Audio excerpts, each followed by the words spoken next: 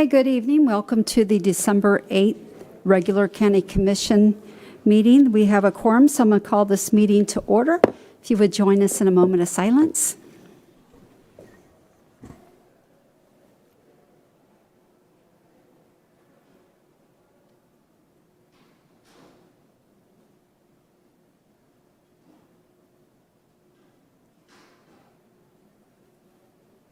Commissioner Lober. Allegiance to the flag of the United States of America and to the republic for which it stands, one nation, under God, indivisible, with liberty and justice for all. Okay, Commissioners, we have 4 sets of minutes to approve. Do I have a motion? Motion by Commissioner Smith, second by Commissioner Lober. All in favor say aye. Aye. Aye. Opposed? Passes 4-0. Moving into resolutions. Commissioner Smith, I believe this is yours, sir. Thank you, Madam Chair. It's my honor this evening to do a resolution for the cause of the homeless folks, and we have several people here representing them. So I'll read this and then I'll give you the floor. Thank you. Thank you for being here. Whereas homelessness has caused or hastened the deaths of inadequately housed low-income persons in Brevard County. And whereas the spirit of the holiday season of giving provides an opportunity for affirmation and renewal regarding the commitment to end homelessness, and whereas December 21st, the first day of winter and the longest night of the year, has been designated National Homeless Persons Memorial Day by the National Coalition for the Homeless. And whereas the Brevard Continuum of Care Coalition has planned countywide memorial events recognizing homeless people who have died in our country. And whereas in this season of generosity and sharing, citizens of Brevard County are encouraged to commit themselves to promoting compassion and concern for fellow citizens, especially those who are poor and homeless. Whereas in remembering those who have died in our streets, in our emergency shelters, and in condemned or abandoned properties from ailments or conditions directly related to homelessness, the cause of ending homelessness is kept urgent, as is the collective commitment to preventing such deaths in the future. Now, therefore, be it resolved that the Brevard County Board of County Commissioners does hereby designate Monday, December 21st, 2020, as National Homeless Persons Memorial Day. Done, ordered, and adopted in regular session on this 8th day of December, 2020. Madam Chair, I move to approve this resolution. Sorry, sir? Second. I thought you'd tell me peace. I have a motion by Commissioner Smith, a second by Commissioner Lober. All in favor say aye. Aye. Aye. Opposed? Passes 5-0. Thank you, Commissioner Smith and Commissioners, for allowing us to come to you every year. I am the chairman of the Brevard Homeless Coalition, and the numbers each year just keep increasing. When I saw the number 43 and the names on the list, and this list only goes through September. So your efforts with the CARES Act funding, getting it into the community, keeping these people housed is just remarkable, and we appreciate all your efforts, and we just wanted you to know as a coalition we're here for you. I've got Jeff Noose here. He's the executive director with Daily Bread. They've got a great program in the city of Melbourne that they started. It's called Street to Home. And so that program has really gotten off the ground, and we're going to try to do it in other cities as well. So I'm going to let Jeff introduce you to the locations where we'll have our memorial services, and we'll get out of your hair. Thank you very much, Commissioner Smith and all of the Commission, for your support of Homeless Memorial Day. We have 2 observances in the county, one at Daily Bread in Melbourne, that's 815 East Fee Avenue, and then one up in Titusville at Sand Point Park, 101 North Washington Avenue. It can be a somber occasion to remember the ones that we care for who have passed away, who are experiencing homelessness. But it's also a reminder to our community to work together to find solutions. And I'm proud of us in Brevard for doing just that.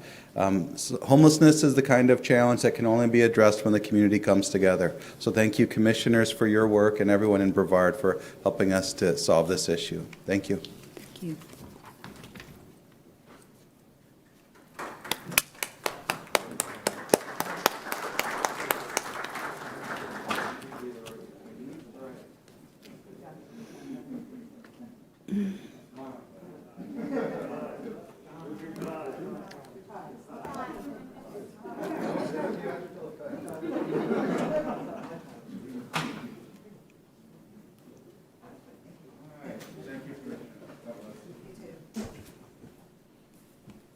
Thank you. Commissioners, tonight I am going to change the agenda just a little bit. I had a request to move J3 to the front. I'm going to move H2 to the very end of the meeting. I think everything else will be moved pretty quickly. I would like to request from you guys, if we can, it's a legislative evening, and I think we're going to have probably about 80 or 90 cards. I'd like to make public comment 2 minutes tonight, so we can move through quickly. If there's something you guys need extra time on, then we'll make. Okay, I have a motion for 2 minutes. Do I have a second? Second. Second by Commissioner Isnardi and Smith. All in favor say aye. Aye. Opposed? Passes 5-0. We'll go ahead and move to the consent agenda. I have one card, Commissioners, item F1. Would anybody else like anything else pulled? Okay, Commissioner Lober, F1 is in your district, I believe. Yes, sir? See, am I on here? Hopefully? Yes. Okay, good. Can I have a motion to go ahead and approve the rest of the consent agenda? So moved. Motion by Commissioner Smith. Do I have a second? Second. Second by Commissioner Zonka. All in favor say aye. Aye. Aye. Opposed? Passes 5-0. And item F1, I have Autumn Claiborne here. Is Ms. Claiborne on behalf of the applicant, or? I don't know, sir. Ms. Claiborne, I just am curious if this is something you're supporting or opposing? I just came to make a statement Okay. to all council, Please. all the Okay. commissioners. Just before you do, Tab, will you go ahead and let everybody know what it is we're doing, sir? Yes, ma'am. This is a request for the board to grant final plat approval for the Georgiana Reserve subdivision and contract, and authorize the chair to sign the contract. This is in District 2. It's a subdivision that contains 36 homes. It's on 21 acres. Okay. I'm sorry to step up and get off the topic with you guys. That's but I okay. will Ms. be. Claiborne, you are from Cocoa, Florida. Ma'am, if you want to go ahead and start. Yes, ma'am. I would like to start off by saying I was born and raised in Brevard County. Until 2020, I've never been so disappointed in my county. From the leaders, the police, sheriff, and most importantly, some people through the community. I've once believed that I lived in the best county and nothing could ever happen bad here, like injustices. 2020 has shown me I has been misled and unveiled the big elephant in the room, that in fact Brevard is in fact corrupt, and we need to get to the root of it and fix it right away. We cannot be afraid of change because it does not fit our agendas. We as a community expect more transparency from our leaders and our police departments. Ms. Claiborne, you know this item that you chose to spoke on The was, police departments. We demanded the release of Gregory Edwards last moments, even protested for it, and did not receive it until Wayne Ivey was reelected, which was Ma'am, very I'm sorry. concerning to me. Ma'am? Which Ma'am? is very concerning Ma'am? to me because Ma'am? it only wanted him to release it as if he won, which got me the message and concern because he claimed it happened fakely, but it happened purposely. And so I came up here today to just bring to you guys' attention that we are trying to bring attention to what happened between the two boys and the officers. We do want to bring attention to it, and we do need you guys to pay more attention to our little communities, as in Cocoa. You've never been to Cocoa or Mims, and you are our commissioner, and you've never been to the low-income places. We need help in the low-income places, and you guys have let us down. You guys have to get up and stand up and help us because we are asking for help, and it might not be a lot of us, but it's some of us out here really trying. And I'm sorry to get off the topic, but I had to get it off of my chest to you guys that we need your help. I am pleading with you guys that we need your help because you are our commissioner, and we need you. We need you now more than ever because right now me and my friends are in fear for our lives, and we need you. We need you badly, and that's all I have to say today.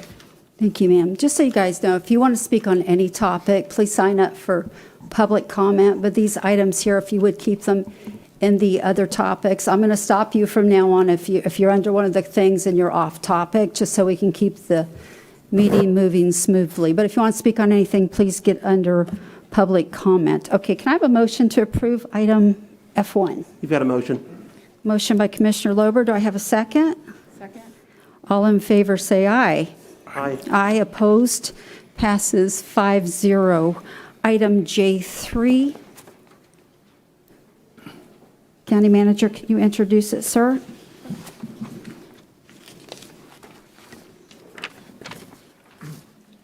Item J3 is requesting the board to make the appointments to the North Brevard Hospital District. There were 3 applicants. The first 2 of the 3 applicants would be reappointments, and the resumes were contained as part of the agenda package.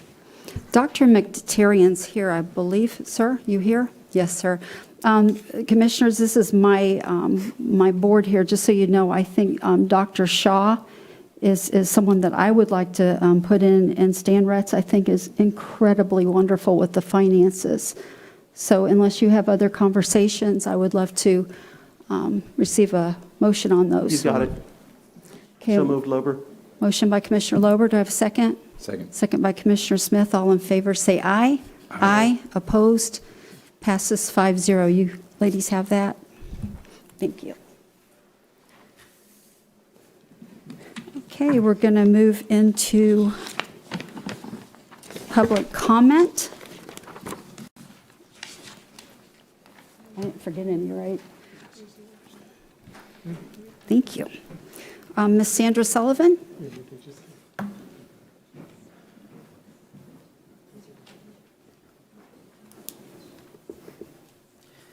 Good evening, Sandra Sullivan, South Patrick Shores.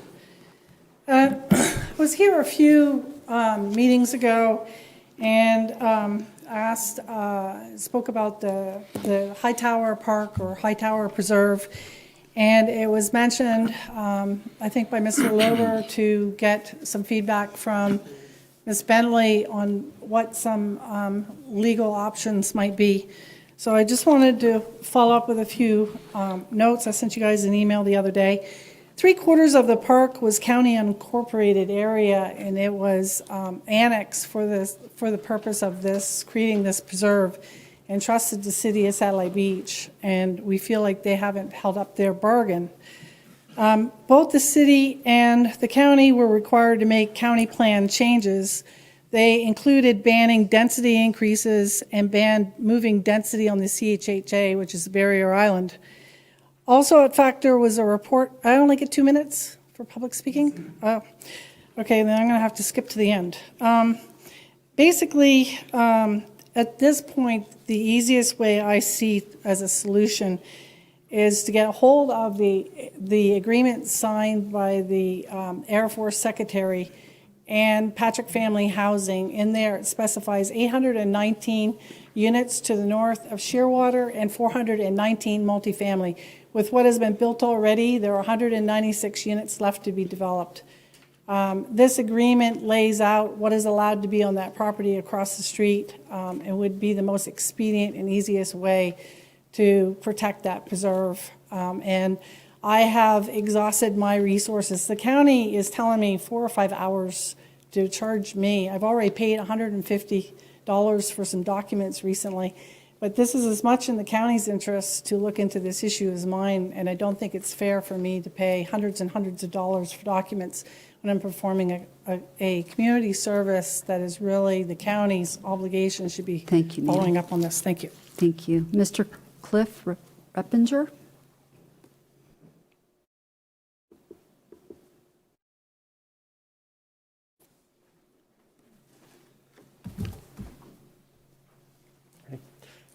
Thank you, Madam Chair. Honorable board members, my name is Cliff Reppinger. My business address is 730 East Strawbridge Avenue. I'm an attorney with the law firm of Whitebird, and we represent Barefoot Bay Recreation District. I'm here before you tonight because based on a interpretation made by the Florida Association of Special Districts, Barefoot Bay Recreation District, which is an independent special district in D3 in the south end of the county, made a CARES Act funding request through D3 for various unreimbursed costs under the CARES Act. That request was forwarded to staff, and a determination was made that Barefoot Bay Recreation District needed to be treated like a municipality for purposes of the funding request that was made. And in accordance with direction from the county attorney's office, the Barefoot Bay Recreation District Board of Trustees approved a interlocal agreement to be considered for the CARES Act funding, akin to what the interlocal agreements that you have with the municipalities.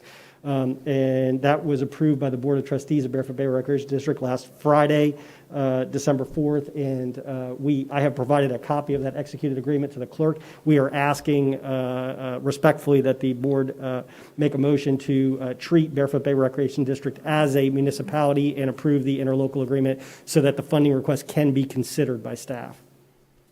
Commissioner Lober, is that a new light, sir? No, it's in a while. Okay. Commissioner Tabaya, did you? Thank you, Madam Chair. To the best of my knowledge, CARES funding hasn't gone to special districts with the exception of the hospital district in County Commission, your County Commission district. I don't know about how this would open up a can of worms. Mr. Eppinger is absolutely correct, but this is a last-minute request. You don't have any numbers as to what the total request is. I certainly would have no problem approving this as long as it did not obligate us to make any expenditures. I certainly wouldn't want to do that without knowing how much it potentially would cost, what other special districts that may come and ask for similar amounts. So today, and I didn't want to do anything. Mr. Eppinger contacted me, and I was very clear that I didn't want to do anything unilaterally. I thought this would be better handled by the board. I mean, Mr. Eppinger can give us the numbers. Was it 30,000? The total request that was made was $37,141.82, but there was a paperwork that was filed today that was submitted in accordance with the guidelines. I believe it may only be a total of $6,933.55 that's actually reimbursable. So the original request was for the $37,000 figure, but I believe that it may only be that smaller figure that's actually reimbursable. But it's being evaluated right now by staff. County Manager? Thank you. I just wanted to clarify that in the comments that were made, staff did not say that you're required to do this. What staff said was that if the board chose, they could treat you like a municipality, and that's what the request would have to be. So that's really what the request is today. If we did that, if the board chose to do that, what would happen is they'd have to enter into a local agreement. As he told you, we already provided them a draft for one, and they've already had it executed, so that phase would already be done. And then those expenses would be vetted by Tetra Tech. Once again, because this all would have to be taken care of by December 30th, we've already started that process in the event that the board chooses to do that. So those, what he's talking about, those dollars, we would have it, before any check was issued, we would have it vetted by Tetra Tech to make sure that we were treating them as we did any other municipality that has applied. And basically, we would be running out of time because by the 30th, as you know, all these funds would need to be expended under the CARES Act by December 30th. So we would move as rapidly as we could if the board so chose to get that done, but I don't know that there'd be any other districts that'd be able to come in, and because they'd have to ask the board for permission, as is happening tonight, to come in to do that, and we would have to have those funds expended in accordance with CARES Act requirements by December 30th. Okay, Commissioner Lober?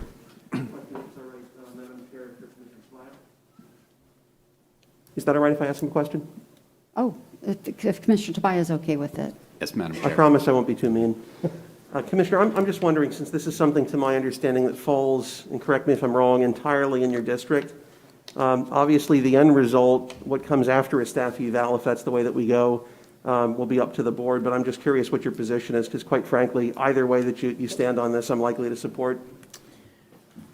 I didn't, so that's a rapid change right there from 30-some thousand to $6,000. This is the first time I heard it. I think it's, whether it's $30,000 or whether it's $6,000, I think it's unfair to drop this on the rest of the board. At this point, $6,000 is a lot more palatable, and had I known that that was all, I would have certainly sent something out saying that that's a reimbursement for PPE, but the larger issue, and maybe Frank answered that, is that other districts won't have the opportunity to put in a similar request. But again, this is something I think we had a conversation 4 days ago, and I just don't think it's very fair. I didn't think it was very fair to my fellow commissioners to make an ask when you guys haven't seen the numbers. So again, I'll go along with the board on this one, and that's exactly what I told Mr. Repicher. Thank you. My $5 million I gave back. So if I had a fund, I would probably extend the $6,000. However, it's gone back into the public safety fund. Madam Chair, may I just brief follow-up? You still have the floor, sir. Thank you. No, I was going to say, Commissioner Tobias, as far as giving it back, I think quite technically you allocated the money to the public safety fund, and I don't think it's merely a technical difference. That said, if you'd like to reallocate a portion of that, I'd be happy to second a motion to accomplish that if that's what you'd like to do. I appreciate that. However, I absolutely would not make that motion. All right, thank you. Commissioner Zonka? Don't we have funds available that Yeah, have there already would be been funds allocated available to do aside that. from that $5 million? Yes. Okay, that was my question. So there would be no need to allocate a portion of the $5 million that we gave back for the public safety fund? No, if the board Okay. directs, we would treat them like we're treating any other municipality. Thank you. Madam Chair. Commissioner Smith?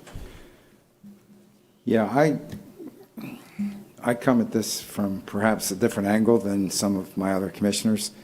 This is CARES money, and it's supposed to go to people and communities in need. We have it. If you qualify for it, I most definitely would support it, whether it's $6,000 or $36,000. So I would like to make a motion that whatever you qualify for, that's what you would get out of the CARES funding. And if I can get a second and we can get 3 votes, then whatever you qualify for, you'll get. You have a motion on the floor. Do I have a second? I'll second, but I think maybe you just need to make the motion to treat them as a municipality.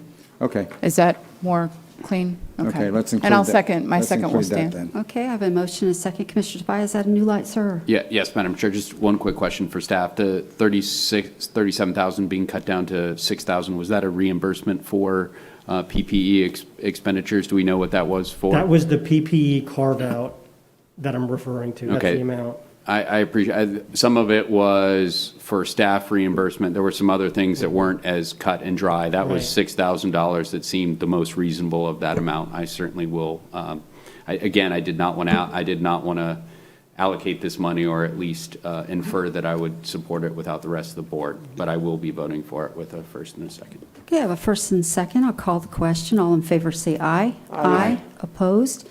Passes 5-0. We appreciate your consideration. Thank you very much. Thank you, sir. We're moving into public hearings. Item H1. And County Manager, who do I have leading us into these, sir? I believe we have the county attorney has some language to speak. Oh, yes, she's on got a this one. script to read.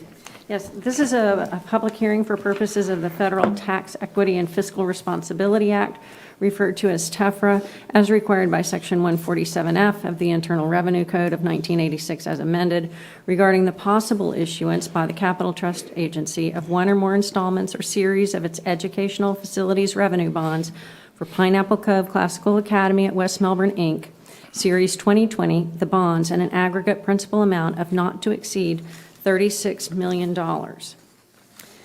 At this point, we need to open the public hearing. Madam Chair, do you have some cards from the applicant on this item? That's the only card I have, ma'am. And they indicate they're here for information? Yes, ma'am. Okay.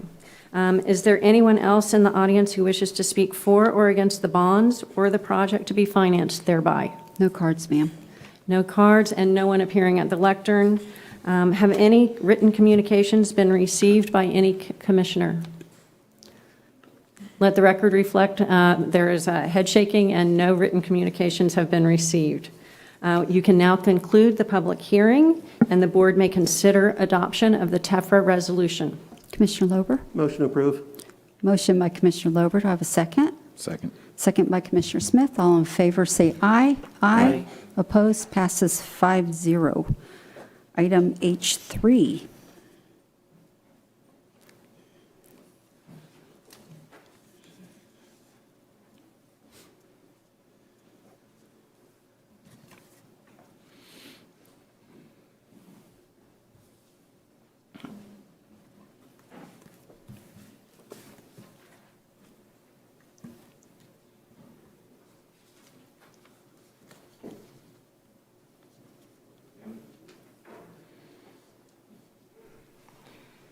This is a petition to vacate public utility and drainage easement at 4105 Danthus Lane in District 1.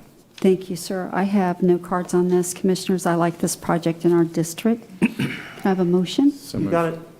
Motion, you said second before you said first. Motion by Commissioner Lober, second by Commissioner Smith. All in favor say aye. Aye. Opposed? Passes 5-0. Item H4, sir. This is a petition to vacate part of a 30-foot wide, unopened public right-of-way, a replat of Section 17 of Indian River Park. The property is located in Mims, north of Maybert Road and East Highway, U.S. District 1. Thank you, sir. Again, this is a project in our district. I think it's a good one. So moved. Motion by Commissioner Lober, second. Second. Second by Commissioner Zonka. All in favor say aye. Aye. Opposed? Passes 5-0. Item H5. Madam Chair, Commissioners, this is an ordinance requesting a economic development ad valorem exemption for Roswell U.S. LLC doing business as Roswell Marina for 8 years at 80% of the tangible personal property that they add to the county's tax roll. They are going to be adding 21 new positions within 24 months, the average salary being $53,714, and they're investing a little over $1 million. This abatement will be about $4,200 a year for the 8 years. Thank you, ma'am. Commissioners, what's your pleasure? May I? Yes, sir. Just briefly, I'm not going to twist anyone's arm on this, and certainly folks are free to vote however they want, despite this being in my district. As I mentioned before, and I'm not going to get into all of the nitty-gritty, but I had asked their in-house counsel, who is by all measures a very good attorney, if she would request that the company send me certain information. Up to date, I've not received any of that. I don't blame their attorney by any means. I don't care to guess as to why I haven't gotten that, but at this point, since I haven't gotten that, I'm not comfortable supporting it, so I'm going to be a no tonight on this. Would you want to table it, or? If someone wants to table it, I'm not going to oppose that. I'll certainly vote along with that, but I can give you more information if you'd like, or just leave it at that. I'll make a motion to table. I'd like to hear more. Okay, I'll second it. Okay, have a motion to table. All in favor say aye. Aye. Opposed? Passes 5-0. Table it to the next regular meeting? Good? Okay. All right, moving into new business, item J1.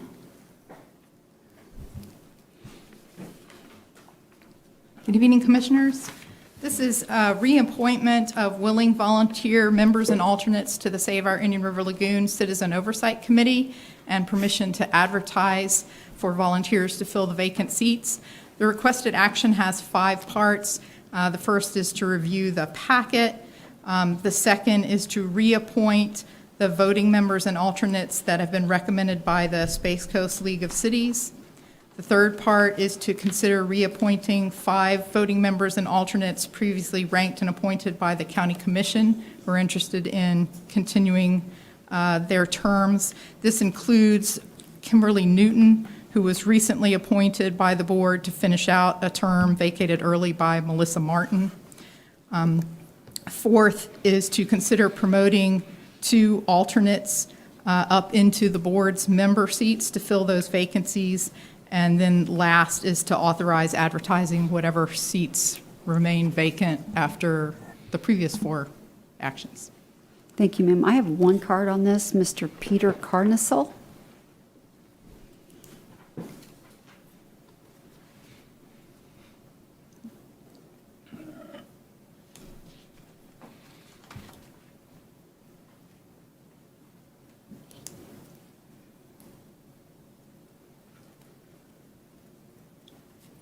Actually, in this particular case, I'm here representing the Viera East Community Development District. Would you give me your name and city real quick? Pete Carnesal, Viera. Thank you. Okay. To save our Indian River Lagoon Citizen Oversight Committee would probably be interested in the work now underway and the presentation that will be made at the Viera East Community Development District's next meeting at 7 p.m. on December 17th. At the Faith Viera Church 5550 Faith Avenue Drive in Rockledge. It will be regarding their stormwater management education project. The project is in its infancy, but it shows great promise as it has VEC's involvement and a site to begin a model. Although it is designed to help reduce pollution in the St. Jones River, it is easily adapted for the lagoon. The program is being worked on by a group including so far the Brevard County's Natural Resource Management Department, the VECDT, the University of Florida, and other individuals as well. I feel it may be helpful once developed to apply to the entire county and protect all the waterways. So it would be good to work together. That's it. Thank you, sir. Commissioner Lober? Just briefly on this, with respect to this item, you know, this is one of those committees where I think having folks that have an independent voice, and I don't mean this to suggest that anyone that was suggested wouldn't have an independent voice, but just given the nature of this committee and the history that it's had with this commission, I think it's incredibly important that we look at folks that have enough fortitude to make decisions and engage in positions that aren't necessarily the status quo and that don't necessarily go along with what the majority want. This is one of those where I think we have an opportunity in looking at appointments. I certainly have nothing whatsoever against either of the two alternates, but I think the fact that they were recommended by the chair, the immediate past chair of the committee, that to me doesn't really do much in the way of making me feel comfortable, given that we're looking at a committee, not a monarchy where we have, you know, one individual giving direction for everyone else to follow. So, you know, my thought with this is regardless of who the individual commissioners may wish to pick, I'm just hoping that it's going to be someone that has enough of a spine to do the right thing. Again, not to criticize anyone whose name has been put forth on the agenda report or any attachments. You know, quite frankly, folks like Pete Carnesale or Sandra Sullivan sitting in the audience, you know, I certainly would be happy to have someone who has an independent streak along either of their fronts. But, you know, certainly I don't have a strong feeling as to who individually it ought to be, just that individual, or I should say those individuals, really have a degree of independence so that they can operate for the betterment of the community. Commissioner Smith? Yeah, I'd like to just chime in, and I agree with you. However, I don't see any evidence that these people don't have an independent streak, and that they were nominated by the chair probably is more a formality than an opinion on that person's part. So they're supported by most of the people that I know that are involved with the Indian River Lagoon. So I'll make a motion to approve their appointments. Okay, Ms. Barker, you want us to approve the League of Cities, and then you want us to do the empty seats as well, correct? Do you want two separate motions? Either way, whatever the board, if it's easier to do them separately, but Okay. if you're all in agreement in one fell swoop, that's fine. There's no, I'm looking at Eden to make sure, but there's no reason that you Okay. have to do it separately. So Commissioner Smith, what was your motion, sir? Well, it was to approve all of them. There's three, right? Okay. Two. So And the 7 voting members from the League Right. of Cities, the 5 reappointments for the board, and promote the 2. Right. Okay, I have a motion by Commissioner Smith. Do I have a second for discussion? Second by Commissioner Zonka. Commissioner Tobias, sir? Thank you, Madam Chair. I'm going to have to be voting against this. I'd rather see it bifurcated, and there's one reason. I don't disagree with anything that Commissioner Lober has said. My issue would be the promotion of the alternates would leave space open instead of the county choosing. It would be the League of Cities, and I think it is meant to be that the League makes their nominations. We traditionally approve them, but I think, you know, we would be giving up 2 of our nominations if we were to extend an invitation to the 2 alternates. So that is, I would support everything else with the exception of that, but since it's wrapped into the motion, then I would have to respectively vote no. And staff can better explain that, you know, because the makeup of this is not only with the League of Cities and us, there are certain qualifications that you need, education, technology, so you need like a Venn diagram to figure all that stuff out. But I just want to make sure that the board has their choice and the cities have their choice, and they're kept separately, and this would unfortunately merge those two. Well, I recognize your thoughts, but I think that's part of the way this is designed, and I could be totally wrong. Ms. Barker, isn't that the way it's set up, so that when two vacancies occur, or a vacancy occurs, from one side, the other side gets to fill the alternate? Isn't that the way it works? Or you want to explain it better than I can, I'm sure. Right. So for each of the 7 fields of expertise, there's a voting member and an alternate seat. The board has 4 out of 7 of the member seats. The league has 3 out of 7 of the member seats. So whoever fills the member seat, the other body gets to select the alternate. So in this case, if you're promoting the alternate into your member seat, then you're promoting someone who was previously selected by the League of Cities into your seat. And then the League of Cities gets to go through all the applications for new appointments and make a recommendation for the refilling.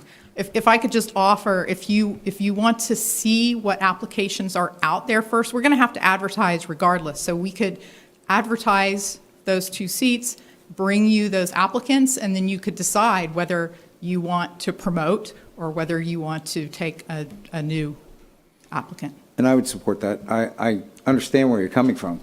So I don't have a problem promoting them or reviewing them so that we all can see them. Madam Chair? Yes, sir. And one of the people is Vinny Toronto. Came to my office. I think he'd be promoted up. I'll tell you, he was very impressive. He shows up to all the meetings. I'll tell you what, unless a superstar comes, he would get my support, but I just think my opinion would be, let's see the applicants and go from that direction, as long as that wouldn't cause Yeah, any... I think we're all pulling in the same direction, so I agree. You amend your motion? Yes. Okay. Commissioner Zonka stands. We're going to vote? I just wanted to throw out, I'm going to support this the way that it's phrased. All in favor, say aye. Aye. Opposed? Passes 5-0. Okay, item J2.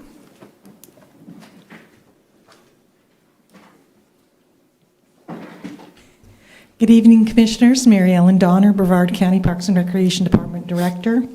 Before you, item J2, we are interested in soliciting which of the 4 options, as we've proposed to fill for the Program Selection and Management Committee for the EEL program. Option 1, there are 8 members on this committee that the positions are expiring the end of December. Option 1 was to reappoint the 7 that are currently on the committee and appoint Mac McLuth as the Tourism Development Council representative. This action would take a supermajority of the board. Option 2 is to reappoint the science members who have served less than 8 years, which are the 5 members as outlined, plus Mac McLuth, the Tourism Development Council representative. Option 3 is a bit of an anomaly. 3 members who are currently serving on this committee are unable to attend in-person meetings. They work for an organization that has told them that they are not allowed to attend in-person meetings, so that provides a difficulty in us getting a quorum. So this option 3 is to attend the 5 people who are currently on the board that can attend meetings, Mac McLuth, and advertise the other 3 positions, 3 positions, sorry, that's 3 positions. And then the 4th option is just to appoint the Tourist Development Council representative and take all of the positions out for advertisement. It would take us about 90 days to take these positions out, advertise them, and bring them back. And so we are looking for direction from the board. Thank you, ma'am. Commissioner Lober? Yeah, I was going to say, with respect to this, the two that seem the most reasonable, given the concerns, are options 3 and options 2, respectively, in that order. Again, just as my concerns with the prior item were not intended by any means to be a slight to those folks that are mentioned, if they simply aren't permitted to attend meetings, so long as there is an in-person requirement and we don't know when that's going to be lifted, I think option 3 is the safest, but I would also support option 2 if the board is comfortable with that. I think those are the only two that really seem to make sense, though. Commissioner Lober, you want to make a motion? I'll make a motion to go with option 3. I have a motion on the table. Do I have a second? I'll second. Second by Commissioner Smith. All in favor say aye. Aye. Opposed? Passes 5-0. Thank you. Thank you, ma'am. Okay, we're moving into item H2. Commissioners, I thought before we opened up public comment, we could go ahead and have a little bit of dialogue up here to just let people out there know where we are. So I think that's where I would like to start. So Commissioners, if you would weigh in, please. We might be able to determine where we're even going before we have public comment. Commissioner Lober. Certainly. I'm going to take my mask off here. I'm certainly well beyond 6 feet away from anyone. But I wanted to take just a couple minutes, if you'll allow me a little bit of leeway here. This is kind of a crazy item in the sense that I've had more people reach out to me on this than I have on probably the coronavirus issues and waste management combined, which were the two hottest button issues up to this point. I'll tell you, I think the folks that reached out that expressed an opinion that had some logic behind it, that were respectful, God bless them. I'm never going to criticize that. But there were a lot of things that were done and a lot of things that were said that I think are just unproductive. And I don't want to come across as chastising anyone. But I do want to mention some of the things that I think people could perhaps maybe approach differently if there's a similar issue in the future dealing with, anything zoning related or property related. Copying staff, so for instance, the county manager or the county attorney, which has been done countlessly on an individual's preference with respect to a policy decision, just really isn't helpful. And I say that because staff members, including our county manager, the county attorney, and our planning and development director, don't make policy decisions. They implement the policy that's set out by this board, by this commission. So copying them, in effect, it doesn't do anything but cause them to have to expend time going through the weeds and messages where they don't even fall within their decision-making authority. I'm not sure where it originated, but we had just a countless number of emails that had both the county attorney and the county manager copied on. I know that support staff, at least in the county manager's office, were receiving calls as well. I know planning and development had the same issue, and I don't know that accomplished anything whatsoever. There were some other things that maybe your personal pet peeves, emailing with all caps, using a bunch of exclamation points, having your spouse or family members that you reside with send email 5 minutes or 5 seconds after you send an email from the same account. There were a lot of copy and paste emails where there was really absolutely no new logic that was added to it. I don't know how helpful that was. We have one individual that emailed this afternoon 6 times on the same issue, claiming that you voted for any of us when you live in a different district. Is kind of interesting. I might have gotten a chuckle out of that once or twice. Claiming that you won't vote for any of us when, frankly, 4 of them are not able to run for another term, or in my case, where you don't even reside in my district, and with me being, I guess, at least able to run again, I would hope that individuals would prefer that they have an elected official that's not so spineless that they're going to change their vote because of a threat not to vote for them in the future, regardless of what their position was.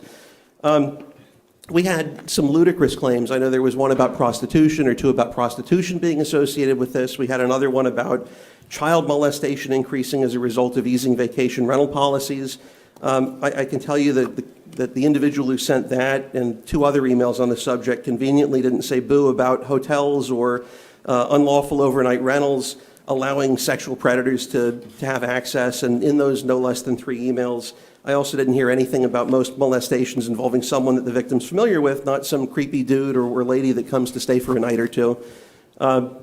We got a lot complaining about disrespectful vacation renters. I can tell you I've been a vacation renter last year in the summer, which is the last time I've actually taken a vacation. I think it was June or July. When I went to Hawaii, certainly there were no complaints from anyone. We were quiet. We didn't really cause anyone any issues. And frankly, some of the extreme language and extreme positions from the emails in opposition were, to me, more disrespectful than most of the vacation renters I've ever come across. Certainly in the future, if you want to reach out, and other commissioners may have different opinions, but it would help if you at least let me know where you live. If you're a constituent of mine, it would certainly help. And the issue is, with hundreds and hundreds of emails on this, and it's literally in that range, it detracted from my ability to actually respond to all of my constituents, because I couldn't figure out who was a constituent many times and who wasn't. We don't have at-large seats on the county commission. Other counties may be different, I'm not sure. But I would just certainly say the bulk of the folks that reached out to my office were from one other commissioner's district. I'm not going to name which commissioner that was, but I think people can take a guess. Certainly, I would just say, just for the folks that say, well, you're all county commissioners, there's a fellow named Kevin Kramer who's a U.S. Senator. That doesn't mean that his constituents include all Americans. By definition, his constituents are limited to those folks that reside within his district's boundaries in North Dakota. So I'm a county commissioner, and I try to look out for the needs of the county. But when it comes to it, if there's a conflict between what my constituents want and what other districts' constituents want, I'm going to have to go in the way that helps my district's constituents above other folks' concerns if there's a differentiator, there's a discrepancy there. So I just want to hopefully wrap it up by saying I've spent tens of hours in going through constituent contact, and actually most of that is from non-constituent contact. I've done a ton of due diligence on this. I've spoken with a variety of staff members at length about this. As such, regardless of what I hear in the evening, and I don't think I've said this on any other issue in the past in the 2+ years I've done this, my vote's not going to change. It's just not. Regardless of what anyone says, I've already done the due diligence. There's really just nothing else that's left to be heard. So despite a lot of the nasty emails that I received from folks that were in opposition to this, I happen to think that the opposition itself is, in my view, the correct stance.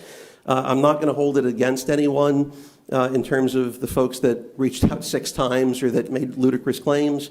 So I'm going to go ahead and do what I think is in the best interest of my constituents, irrespective of what we hear this evening. I'm going to be voting against it. Thank you, Commissioner Lober. And you guys know I'm not supporting this either. I didn't last time it went through. But, Commissioners, I'd like to hear from you because I want to see if there's even enough momentum for it to pass with the second. Sir? Thank you, Madam Chair. I found your diatribe entertaining, Commissioner Lober. I agree with what you say, but that's American democracy. These people, they're very passionate. They don't know the rules. They don't know that if they copy somebody, the county manager or the assistant county managers or our staff, they don't know that it matters or it doesn't matter. They're just reaching out to anybody that they hope can grab something. And, if they weren't so passionate, they would understand that all that they were doing probably wasn't helping their cause any. But they were emotional. So having said that, Madam Chair wants to know what our position is, and I'll be voting against this as well. Thank you, sir. Sorry, Commissioner Zonka. I just want to say, according to the rules of public hearings, obviously I will hear everybody out, but I think judging by just not the numbers of calls and emails that our office has received, I'm a big property rights advocate through and through. However, when people's own property rights aren't protected, that's where I have issue.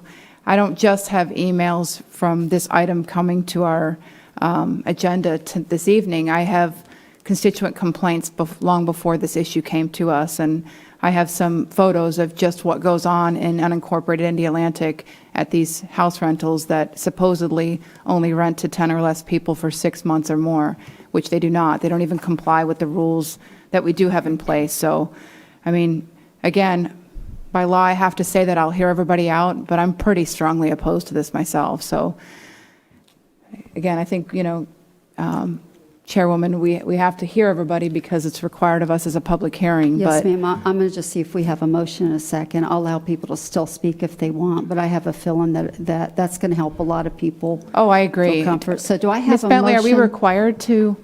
What I is- asked before. You will Oh, you did? need to let them speak, but you can do the motion in the Yeah. second if you Okay. prefer. Yeah. So do I have a motion to pass this item? Madam, if I may move to deny. I'll second. Okay, let me do the other one first, because it could die with a lack of a second. Okay. Do I have a motion to approve it? Yes, Madam Chair. I have a motion to approve it. Do I have a second?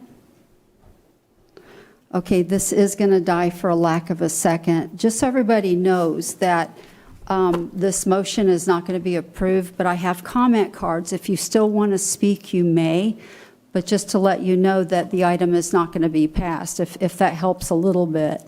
So if you still want to speak, I will call your names, come up. We'll have exactly 2 minutes, and I'm going to have people come up and be ready. But I think I heard there's like almost 100 people wanting to speak.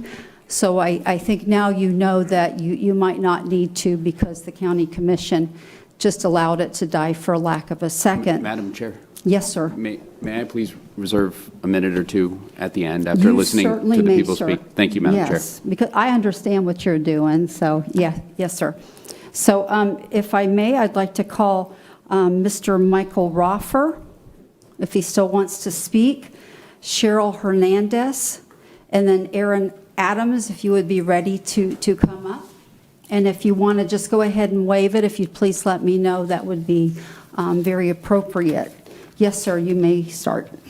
Thank you. I'm Mitch Roffer. I think I've been up here several times in the past relating to Indian River Lagoon, and I speak in that regard as an expert. And I'm really happy to hear that you didn't second this, and this is failing. It's very concerned about the amount of nutrients still going to the lagoon.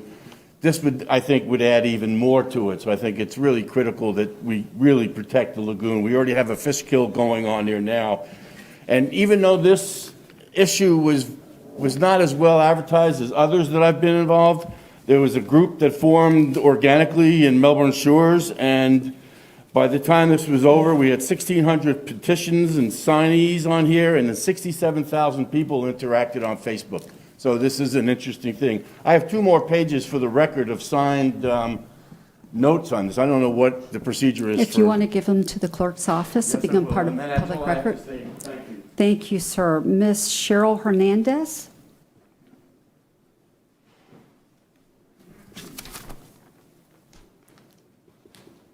And after that, we will have Mr. Aaron Adams.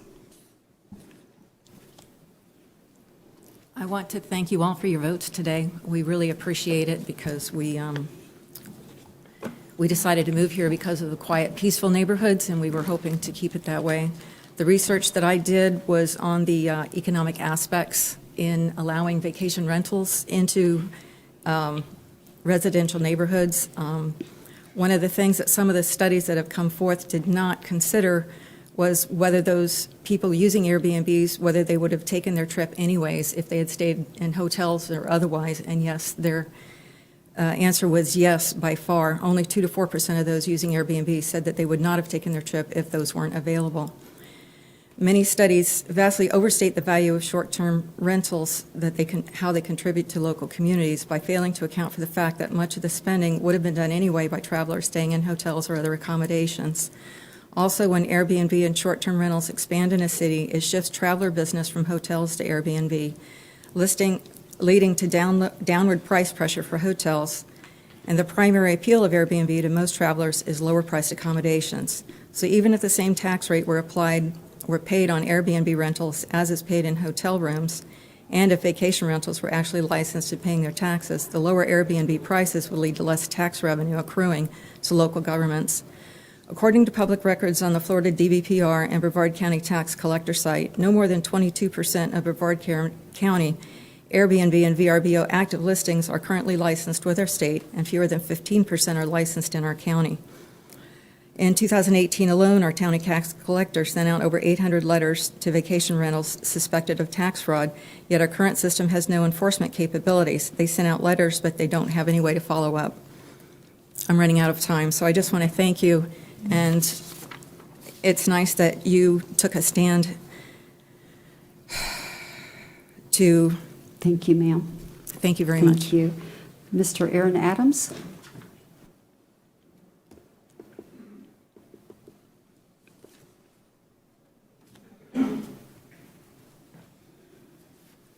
Good evening, Commissioners. I'm Aaron Adams. I'm from Melbourne Shores, southern Brevard County. You have in your agenda packet an op-ed from John Kavanaugh, who's a Republican state legislator from Arizona. And I think this is important because he shares the mistake that they made in 2016. Arizona passed a vacation rental law that's very similar to what's being proposed here, and thank you for voting against it. And I think it's worth sharing some of Mr. Kavanaugh's statements from a letter he published in the Florida Sun-Sentinel as an op-ed in February. He said, "We did not envision that houses rented exclusively for parties, weddings, and large events would pop up in formerly quiet neighborhoods. We did not anticipate that a tourist destination like the town of Sedona would see almost a third of its housing converted to short-term rentals, creating an affordable housing crisis that has forced out families and caused one of the city's 2 elementary schools to close. With the explosion of vacation rentals in the past few years, the problems have grown. Noise, parties, illegal activities have drastically increased in our communities." He finishes by saying, "As a former police officer, I understand the challenges of enforcing violations on these abuses." And Commissioner Zonka, you're familiar with some of these violations locally, and preventing them from repeating. He said, "I also know that drain this causes on our local law enforcement resources, which are funded by local tax-paying residents." I had an email exchange with Mr. Kavanaugh last week asking what the status is now. This is 4 years after they have passed the initial legislation. And to quote him, he said, "This is still very bad." 4 years later, and they still can't fix it. So we appreciate your support for this. I kind of anticipate this may come up again before you. We appreciate you remembering the statements that you hear today. Thank you. Thank you, sir. David Vreeland and Pat Widowson. Thank you, sir. Pat Widowson? Not here anymore? Okay. Aylin Samuelson?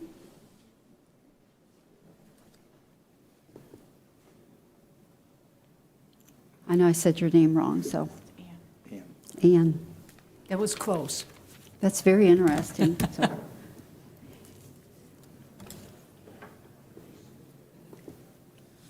Ann Samuelson, President of South Patrick Residents Association and residential rental owner. As you know, South Patrick Residents Association was instrumental in helping craft this ordinance back in 2006. So it's near and dear to our hearts because this issue had arisen actually in the subdivision in which I do live. And I'm a property rights advocate myself, and I believe that there are many different ways that you can gain economic advantage from one's properties. You can rent them, for example, right now, as a homesteader in the unincorporated area, you can rent a room out without any issues. You can rent for 90 days or more. You can rent for 6 months, 7 months. You can rent for a year. And I would also say from my experience over the past 40 years of owning income property that you first check out the laws. It is incumbent upon anyone who's buying property to make sure what things are permitted and what things are not. And our residential areas are actually residential. They're not set up for commercial. They're not equipped to handle it in any way whatsoever. And as you know, we feel very strongly about the health and safety and welfare of our community, and one of the functions of government is certainly to have land use and zoning laws to support this end. So we thank you very much for your vote tonight. Thank you, ma'am. Booker? After Mr. Booker, there'll be Susan Simmons. Good evening. I'll make it brief because obviously the news we've had is great, and I want to thank you all for giving us time to present our cases. I just wanted to really echo what was just said. I think this is really highlighting the importance of planning and zoning working with the communities in a way that is sensitive to some areas that really do require much more due diligence than others. And obviously the beaches and the South Beaches in other unincorporated Brevard County is one of them. I just wanted to read the last bit of what I was going to say, which was in the event that the Homeowners Association decide to fight vacation rentals, all our legal avenues would be basically stripped away. In addition, we understood that the proposed change in zoning would violate the comprehensive plan. It would violate 2B, 3A and B, 4A, 5B, E, and G of the future land use element, and as well as violating 7.1 of the coastal management element. It would also violate the hurricane evacuation rule of the coastal high hazard element. The unincorporated area of the Barrier Island between the southern boundary of Melbourne Beach and Sebastian Inlet is actually designated a coastal high hazard zone. Therefore, the comprehensive plan states this. The densities within the coastal high hazard zone must be limited, and development should be directed outside of this area. Brevard County should not increase residential density designations for properties located on the Barrier Island between the southern boundary of Melbourne Beach and the Sebastian Inlet, and that's actually what's stated right now. But then again, I wanted to thank you all for being able to listen to us tonight. Thank you. Thank you so much. Ms. Simons?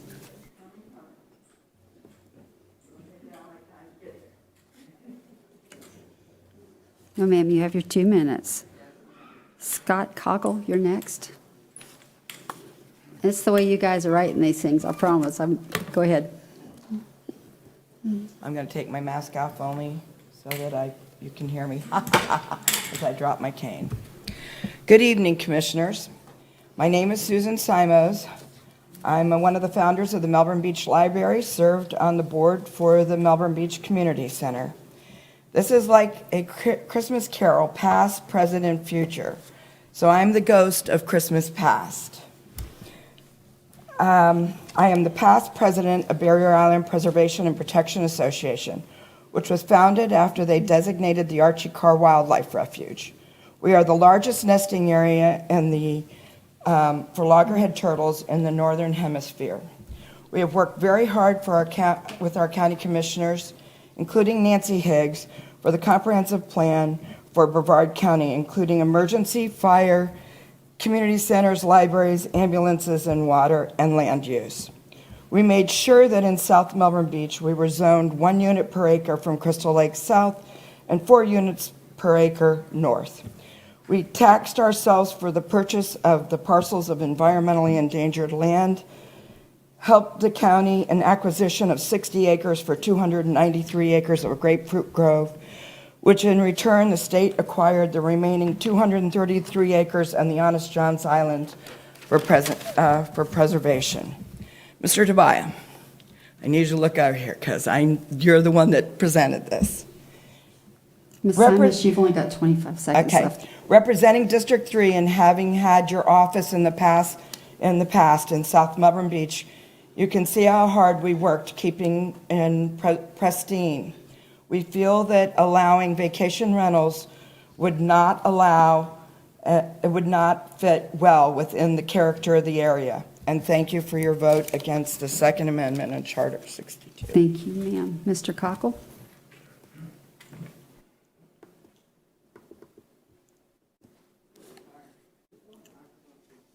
Patricia Keller will be next.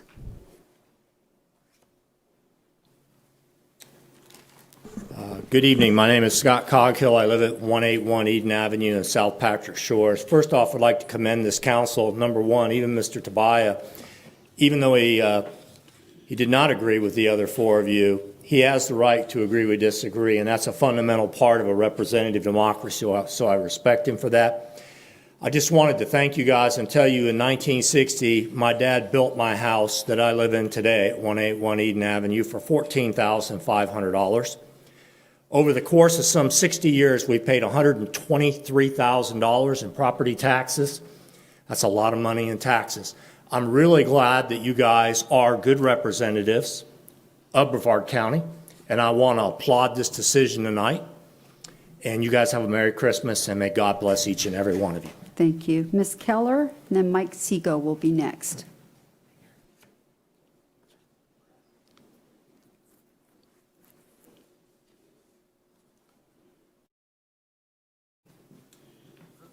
Basically, I want to just say thanks for everybody that voted against this. And I also wanted to mention, I used to own property, I still do, in another place in the Keys years ago, and they used to allow short-term rentals. And finally, a general down there decided he had had enough. So he got a petition together, and he got enough signatures on it, and it went on the ballot, and it passed. And now you can't rent for less than 30 days down there. So that's kind of where, when you see something like that and you knew what happened, that's what really scares you, when something like this comes up to where somebody wants to do vacation rentals in a residential neighborhood. It turns into a commercial use with the residential use. And so now how do you look at it? How does the appraiser look at it? Zoning, et cetera. But I really want to thank you for what you did today, because I'll tell you, this has really upset me entirely when I thought we were going to have to fight this. And I wanted to ask you a question, because you said that you voted on it, but yet you haven't. What's the next step that you have to do to? Well, ma'am, what happened is it died for lack of a second, so it's not an issue anymore. Oh, the issue's No. gone completely? Yes, ma'am. Okay, thanks. Okay, thank you. Okay.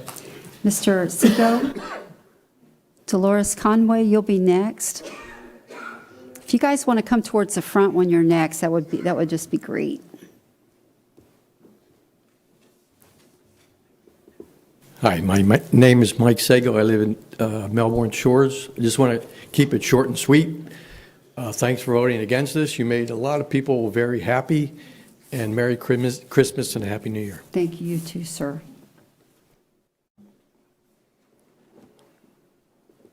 I just wanted to say thank you so much, and we appreciate all your work, and you're all well-balanced and great commissioners. Thank you. Thank you. Ms. Sullivan?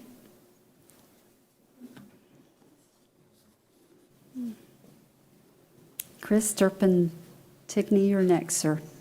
Sandra Sullivan, South Patrick Shores. I just want to say thank you very much. Our communities mean a lot to us, family-oriented communities, kids biking and walking to school. It means a lot what you voted tonight. Thank you very much. Thank you, ma'am. Chris? Are you still here? Turpin-Tigney. Okay. Isabel DeSantis? Okay, and Mark Shantis, you'll be next. Thank you for the decision. I'll have to talk because I have a very small business. I have the Floridana Beach Motel, a 5-room place. I've been there for 26 years. The place was built in '52, so was I. I'm going to be brief. I hope that I didn't repeat anybody. I couldn't hear anything over there. I think that there's going to be, if it would have been a change of zoning, we could have seen garage repair, massage therapy, or not therapy, whatever. And I'm very concerned with the lagoon. I've been volunteer for the turtle, or the BRC, the big, like we said, for 10 years. And I've seen it around, like parking were too full, no place. The garbage would stay and be knocked down before they came back. And that's about it, because I'm sure everybody talked about all those matters. Thank you. So I want to thank you. Thank you. Take care. Thank you. Mr. Shantis? Happy holidays, You everybody. too. And Colleen Hosman, you'll be next. Hello, Chairperson, hello, Commissioners. I want to thank you very much for what you're doing here today. I also want to tell you that we all ought to sit down after this and address the notification issue in the code and the ordinance. If you want to change the zoning on one property, you got to notify more people than you basically have to notify if you're changing the zoning for 250,000 people. And this could have all been avoided had we gone out and notified the public first and surveyed people first and said, what do you think, what do you think? And you could have gotten all this information without having to go through the process that we went through. So what I do is I encourage you that if one of the commissioners wants to bring something up, that everybody should say, okay, well, let's see how much demand there is for this with our constituents first. And then if there is not a lot of demand, let's discuss whether we even want to bring this forward or not. Because you're talking about thousands of hours of volunteers. You're talking about lots of money. You're talking about interactions between staff and hundreds of people that's using up hours at $30 or $40 an hour on government time. That doesn't need to take place. If you do the notification proper in the beginning, read the code, it basically says you can put a little ad in Florida Today, which has 25,000 people paid circulation, including electronic, and you have 25,000 people circulation for 250,000 people whose lives it affects. You're only notifying 10% of the people. So you can expect this. This is only the tip of the iceberg, and most of the people couldn't come today because of virus. Thank so you, sir. Keep that in mind. Thank you. Thank you again. Appreciate it. Made a great decision. Madam, Thank you. just briefly? Can we wait till after they're all done, and then we'll go back through it? I'd rather not interview people going through, if that's okay. Yeah, I just had a very brief Just- comment on one thing. Just but however my you want. style, but we will pick it up at the end. Ms. Osmond, are you here? Okay, Jack Ratterman? All right, Susan Willamy? Lynn Gronowski? Okay. Larry Rockcliffe? Alex Kovris? Staff, do we have everybody inside now? Okay. Dana Naespany? All right.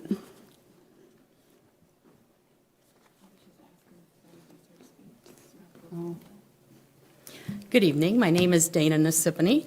I reside at 295 Hiawatha Way in Melbourne Beach, Florida, in unincorporated Brevard County. And I just want to say thank you for having open minds and open hearts. And Commissioner Lober, I feel your pain. I sat on a school board in Florida, or in New York, pardon me, for 8 years. Got many such emails and hate mail and interrupted at the grocery store because it was a small town. And I just want to give a big shout out to all the Brevard County employees who kept all of us safe and made sure that we were able to see the proceedings. Thank you. Good evening. Thank you, ma'am. Okay, Sonia Snyder, Kenneth Neville, Kirk Souder. I have Kirk, good.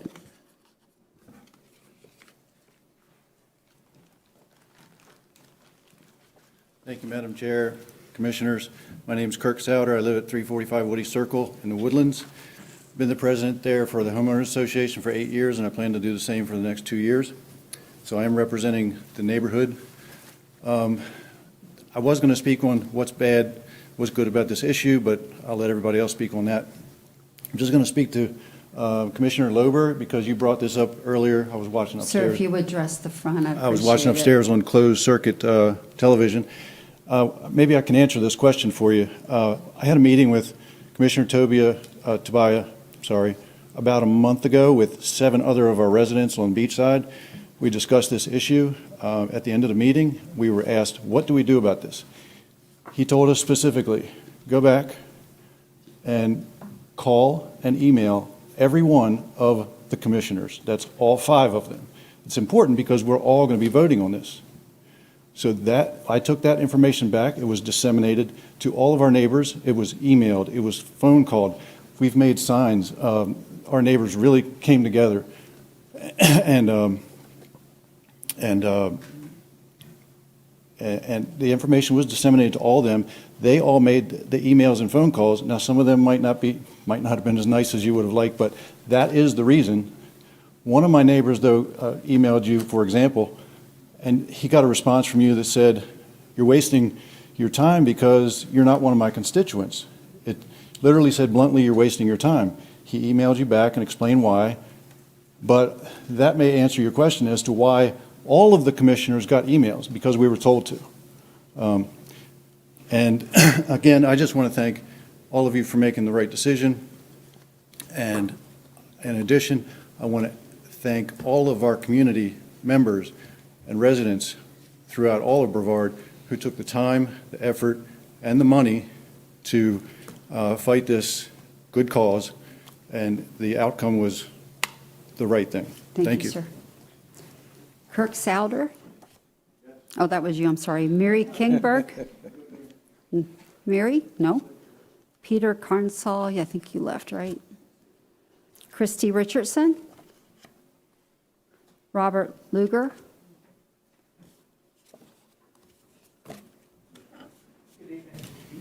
Thank you all very much. Thank you, sir.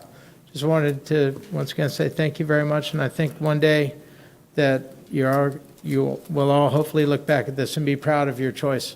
So thank you very much. We appreciate it. Have a nice day. Thank you. Thank you all. Melissa Goldman? Tony Chan? Pamela Boardman? Yeah, Melissa Goldman coming. Oh, I have one coming. Thank you. Melissa Goldman? Are you Melissa? You're Tony. Thank you. Hello, I'm Tony Chan, 116 Medina Street, Melbourne Beach, unincorporated South Brevard. And as you can see by the response from our neighbors up and down the beachside area, the Barrier Island does not want short-term rentals, and you heard us, and we're very thankful that our voices were heard, and we're proud of our commissioners for taking the right action, even if not everyone's on board.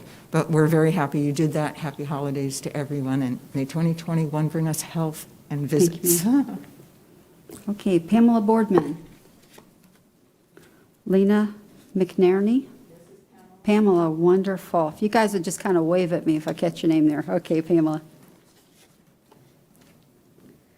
Pamela Boardman. I live in Floridana Beach, Melbourne Beach. I just wanted to say thank you as well. Again, as the other gentleman said, we had been advised that a board is making a decision, so contact all board members, commission members, pardon me. But I just wanted to say thank you. And Ms. Pritchett, I believe you are the only commissioner that actually has your email with your own voice. If it's not, your secretary sounds exactly like you. Okay. So thank you very much, all of you, and I hope you have a very wonderful holiday, Hanukkah, Christmas, whichever applies. Thank you so much. Okay, Lena McNerney. Jeff Kronowski. David William Me. Jim Perez. Elaine Burr. James McGrath. Mark James? Okay. All this time we're saving. My name is James McGrath. I live at 6400 South Highway A1A, Melbourne Beach, which is known as the Floridana area. I just want to kind of took the wind out of my sails with your vote, so I'll just keep this really short. I want to thank you for that vote. Really appreciate it. October 23rd, this past October 23rd, we had a meeting with Commissioner Tobias, and I walked out of that meeting with Grimm, and we had 8 of us with us. We started a grassroots movement, which actually I believe was the impetus for a lot of the emails to everybody. But I do want to thank you for putting common sense into this vote, and that's what it was. I just couldn't believe that we would take something that we had grandfathered and throw it away in such a beautiful area. Thank you. I also want to thank the grassroots people that actually came and with the impetus and the movement and bringing this forward too. Again, Merry Christmas to you. Thank you very much. Thank you, sir. Mark Carradine. Peggy Pendage. Michael Engelbroch. Daniel Learned. Joan Vaughn. But I'm going to make it just this one statement, and that is the true value of a person isn't about how much money they have or their title. It's about doing what is right for the family, for families, for the next generation, living with integrity, honor, virtue, and moral standards. This life we live is very short, but your legacy will live on forever. Thank you for doing what was right for our families and for our children, for our elders, and for the priceless treasure of where we live and all the natural habitats. Thank you so much. Thank you. Merry Christmas. Thank you. Merry Christmas. Phil Bernardo. Lynn Matsty. Jim Syanka. Tim Street.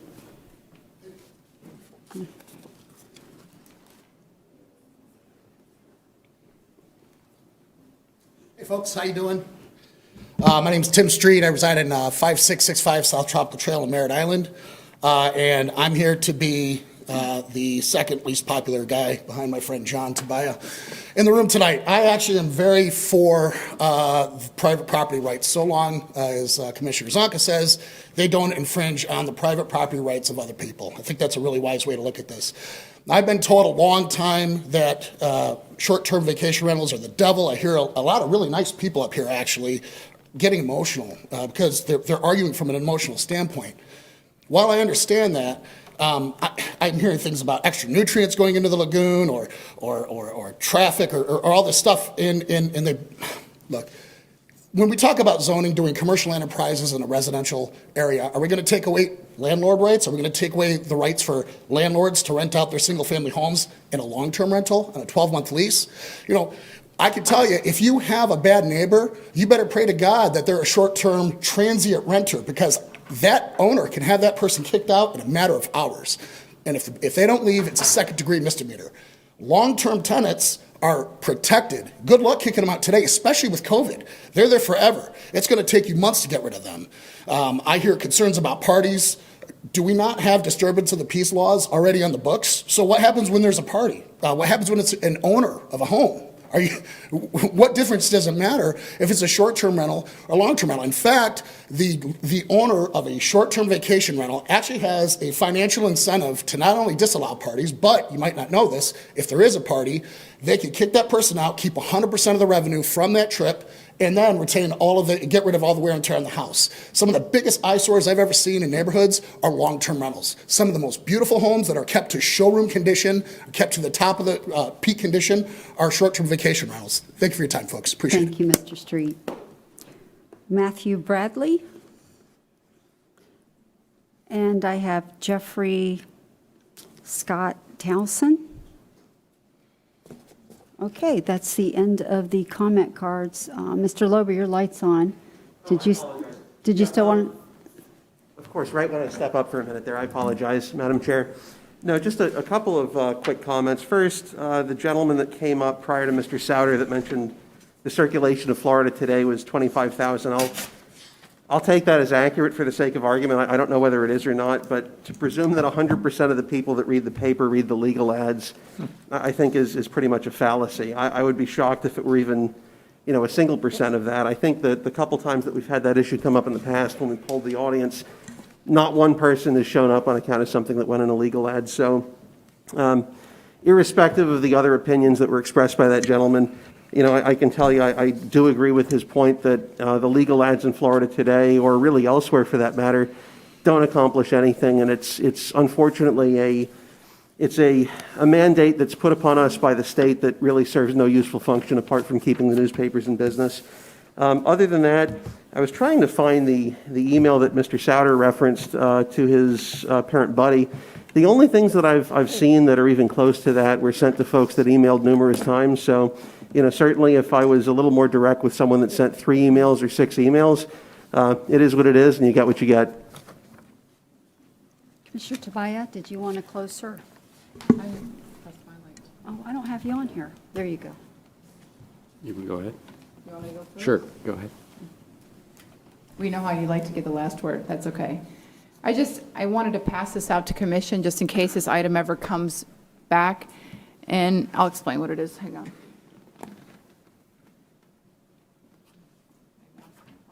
Thank you. Thank you.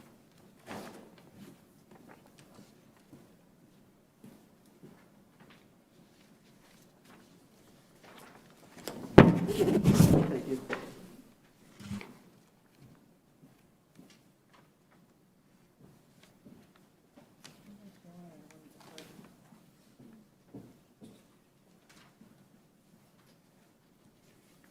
Speaks 1,000 words. And the reason I do this is because this is just one property that I asked them to send us pictures, where you can clearly see just on the deck alone, there's 20 people on a rental that's supposed to be a maximum of 10 people. My staff was able to book a room for a week, and it's a rental that has a minimum rental time frame of 90 days. And so he was able to book a week twice and able to get to the checkout and everything. So they're not following the rules. And we get numerous complaints about this property, and this is unincorporated in the Atlantic. So again, their max is 10 people. It's never 10 people. Code is called constantly, Sheriff's Department and otherwise. So again, I'm a huge property rights person. If you know me, if you've seen me over the many years I've served in public office, I'm all for it. But when the property rights and the desired profit of other people affect the neighbors that live here, tax-paying neighbors that live here, that's awful. Because if that were the case and we allowed people to zone whatever they wanted, what would stop, a water slide or an amusement park from going in your subdivision? I mean, that's about as ridiculous as it is, because no matter where you draw that line, a line will have to be drawn. And there are plenty of commercial properties and rental properties. There are tons of hotels. We have a lot of available properties if people want to invest in those types of Airbnb properties. So again, when we have people that work hard in this community and they're just trying to raise their family and they've got to deal with not just spring breakers, but people having, big family reunions. And these people don't care what they do to this property. They don't care about the public disturbance. They don't care that there's trash in their neighbors' yards. I know I wouldn't buy a house in that neighborhood. So now you've affected the property rights of the people that live there, that are already paying taxes and already contributing members of the community. So again, that's sort of why I took this position. And I think, the residents have made it very clear to all of us this is not the route they want to go. There's plenty of property, plenty of rental property out there, and there's never a shortage in our area because we're obviously the tourism area for the county. So again, I just wanted my position to be known so people would understand where I was coming from. Thank you. Commissioner Tobias, sir. Thank you, Madam Chair. And I want to first of all thank staff. They diligently dealt with all this.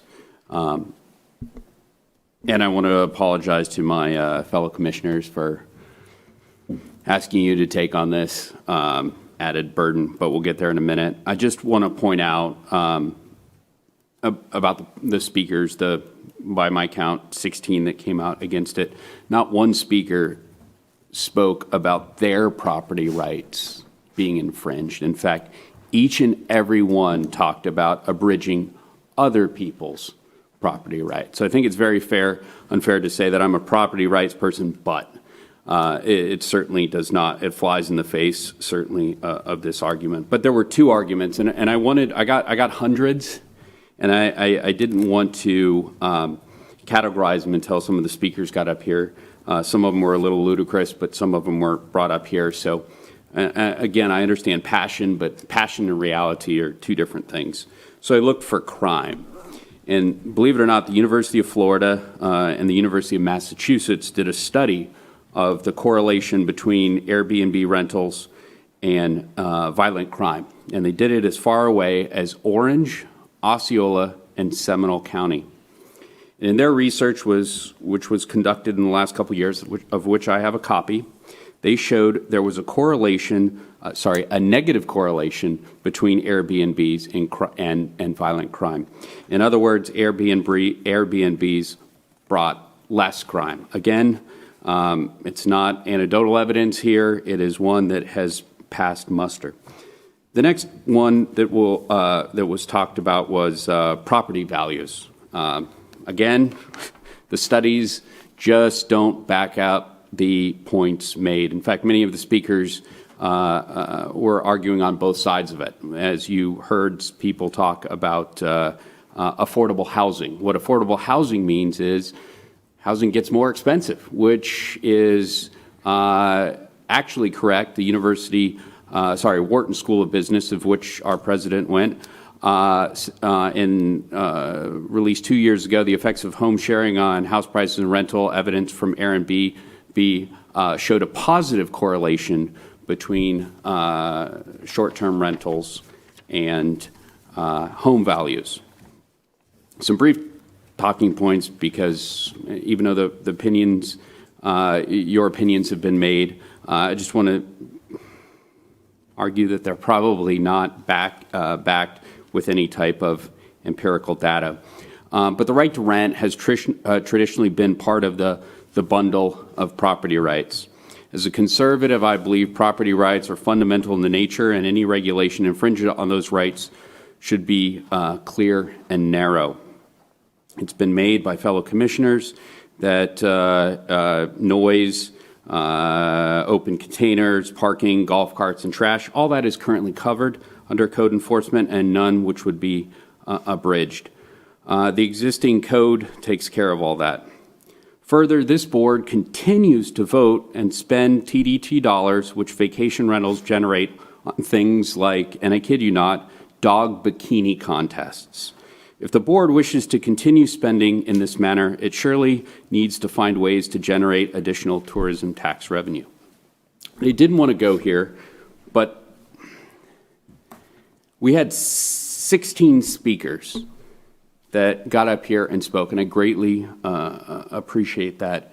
And there was quite a concerted effort. I think it was nodailyrentals.com and Facebook, and there were some pictures, and Commissioner Zonka has pointed out one. There were 4.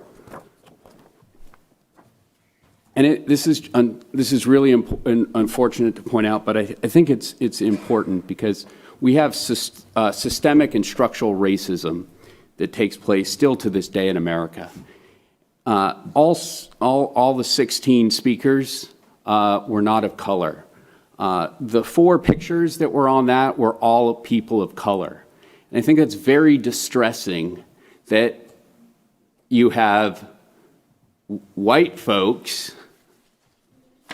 not wanting people of color. I didn't post these pictures. I just followed, but all 4 of the pictures.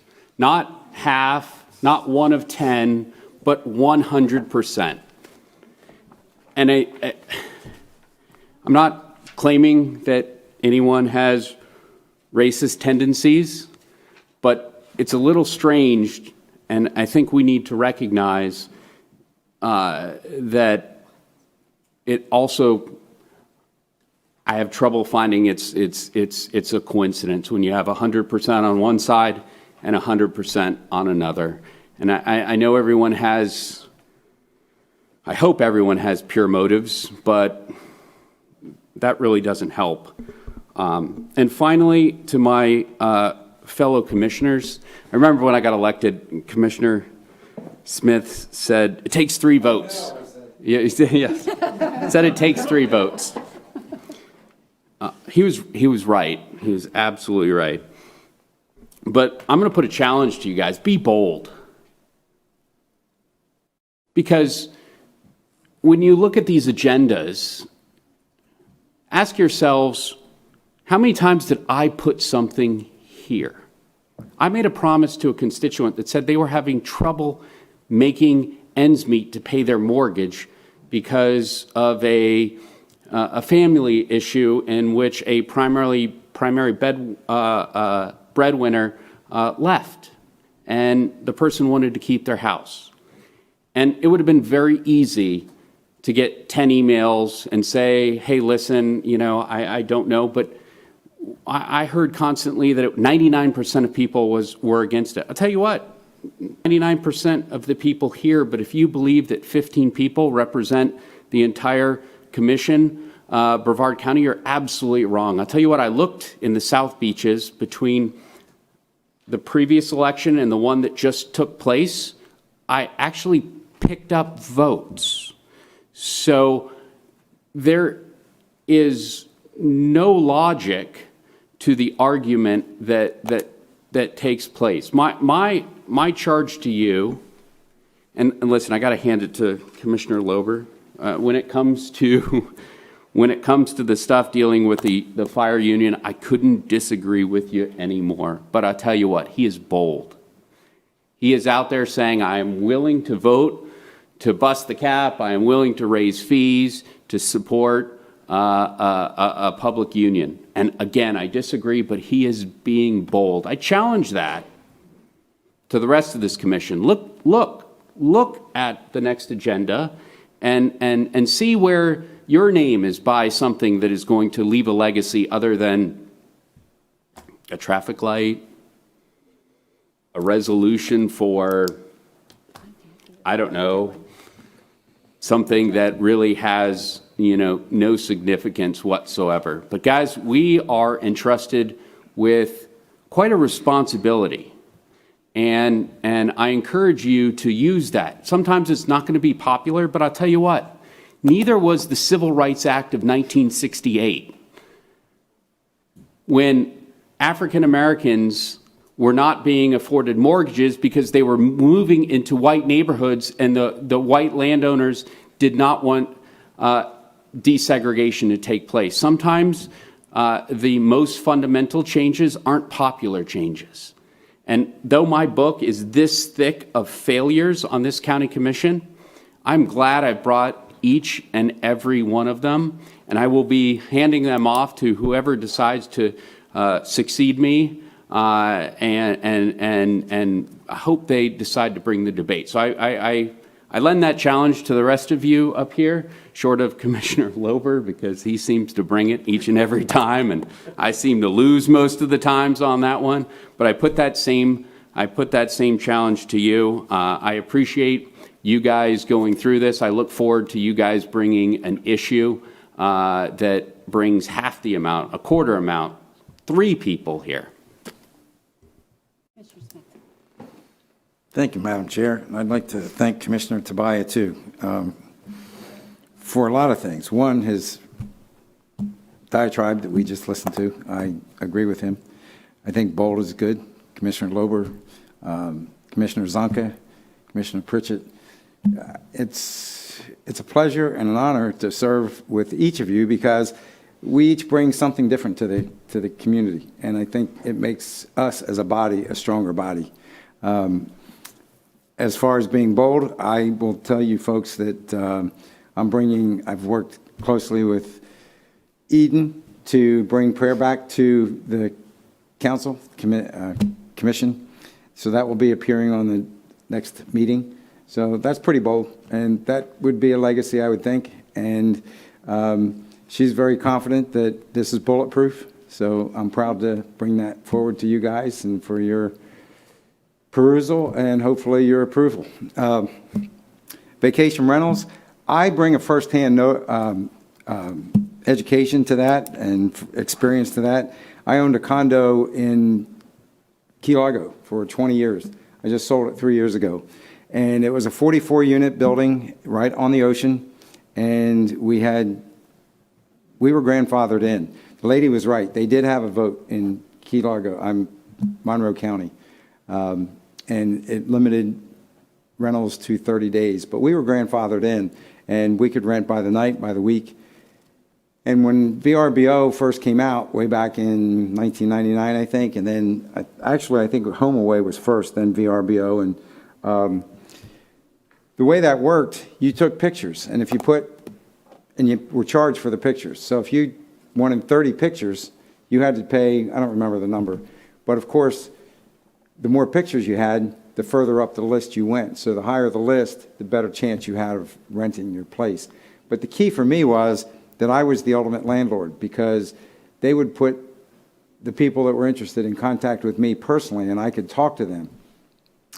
And for me, that was good, because I refused to rent to people from Dade and Broward County. And the reason was there were many people in my building that didn't really care about who they rented to, just so they had that rent check. And I think that's really what we're talking about tonight. If you get someone that's an irresponsible landlord, they only care about the rent check. They don't screen their people at all. And the reason I didn't rent to people in Broward and Dade County was because many of my fellow owners, they did. And boy, a big percentage of them turned out to be a problem, because they would say, well, I'm coming down with my wife and my 5-year-old. Well, they would show up with their wife, their 5-year-old, and 14 of their cousins and aunts and uncles in a two-bedroom unit. They were all two-bedroom. And inevitably, there were problems, and the beer cans were thrown off the balconies, and language, and police were always called. And it just got to be a nuisance. So I made it a point not to not to rent to those people. But in those 20 years, I didn't have one complaint from a fellow owner because I screened people. I asked them, what did they do? Where were they from? When were they coming? Whatever information I could get from them to make a decision whether I wanted to rent from them. And I didn't care if they were black, of any other color, Puerto Rican, Filipino. I didn't care. The only thing I cared about was if they were responsible. And that was the key for me.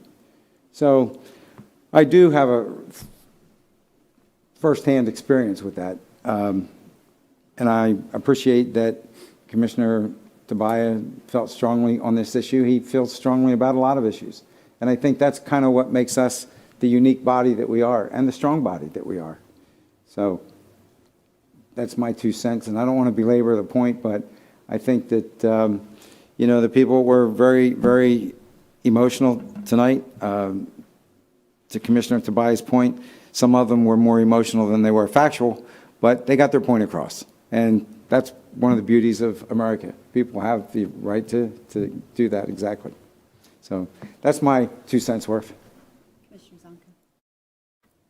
Yeah, I'm not sure which pictures you're talking about in the Facebook group. I don't belong to that.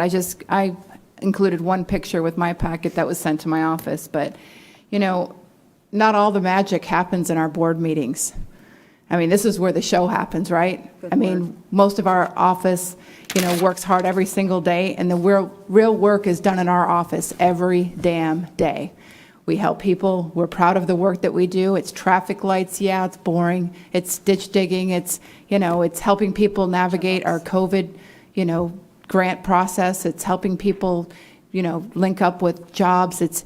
We do quite a bit in our office, and we're very proud of that work. So I just find it interesting, this coming from somebody who wore a mime costume to our last meeting. So yeah, this is the show. I mean, in reality, it is. We're all politicians. You know, I typically get told what I should say or shouldn't say, advised by my friends and otherwise, but I'm just me. This is what you get. So because I don't bring items I know that are going to go down in flames, I'm not going to apologize for that. And to compare your items to the Civil Act rights of 1968, I don't even know what to say to that. So, thank you.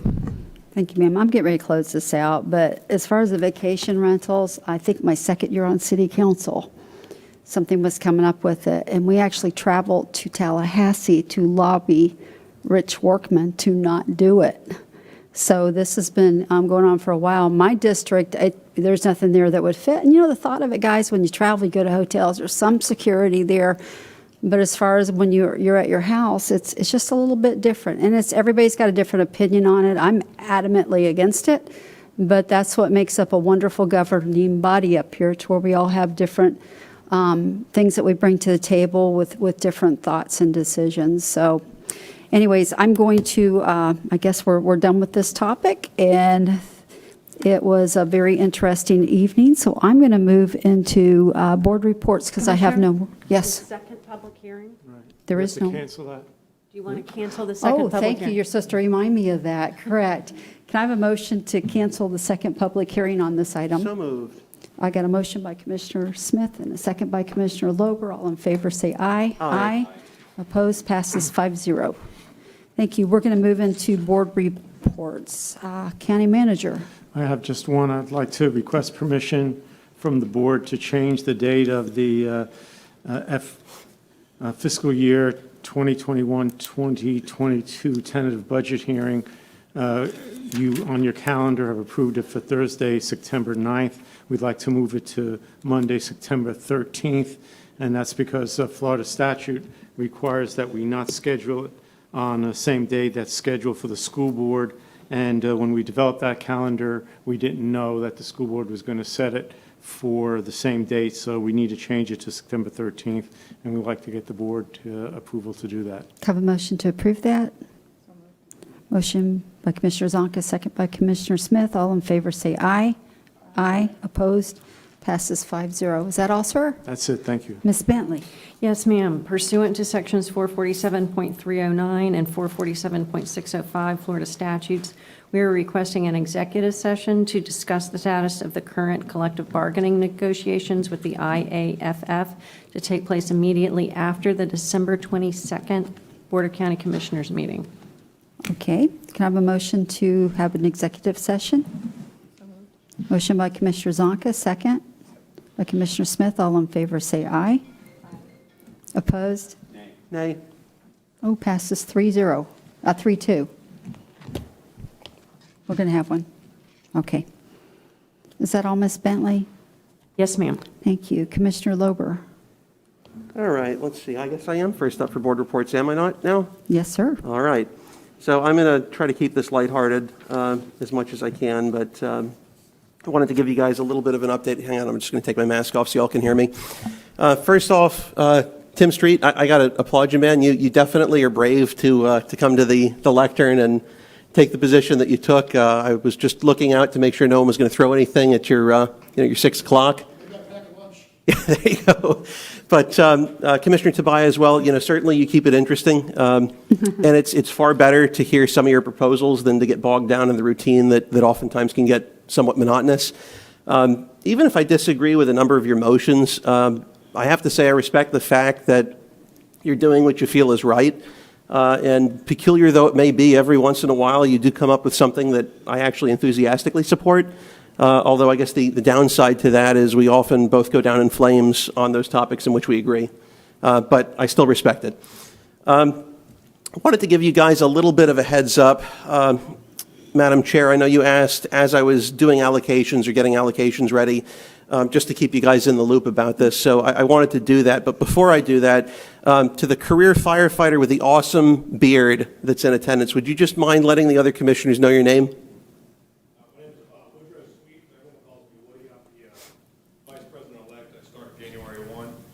Nice to meet you, Woody. Former union president a few years back. Good to see you. So Woody, and I'm being serious here, if you take any allocation that I'm mentioning as a slap in the face, or you think your colleagues will, I want you to... Commissioner Lober, if you're going to have a conversation, could I bring him to the front, sir? Or? No, I don't need any response, but I'll just say, and just kind of sit there and continue looking awesome with your beard if you would.